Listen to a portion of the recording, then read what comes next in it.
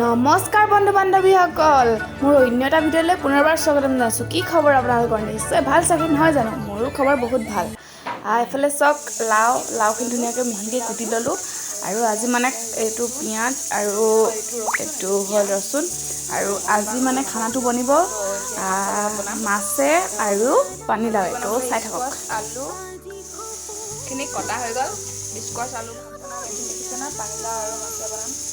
তো মাছ ফ্ৰাই হৈ গ'ল, এইখিনি এতিয়া খাই ফ্ৰাই হৈ গ'ল। দিলোঁ কঁঠাল গুটি আৰু এতিয়ালৈকে সিজি আছে আৰু লাহে লাহে।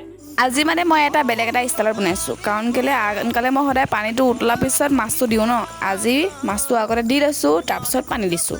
এফালে ভাজিও ৰেডি, তো অকল খাবহে লাগে আৰু বাঢ়ি মেলি ৰেডি। এফালে মই স্কচ নাখাওঁ যিহেতু অকণমান লৈছোঁ। এফালে হ'ল বুটৰ চাটনি আৰু এইখিনি হ'ল খৰিচাৰ চাটনি। তো এতিয়া অকল খাবহে লাগে আৰু। তো যদি ভিডিঅ'টো চাই ভাল লাগে তেনেহ'লে লাইক, কমেণ্ট, শ্বেয়াৰ, ছাবস্ক্ৰাইব কৰিব নাপাহৰিব। কমেণ্টত প্লিজ জনাব। Bye bye.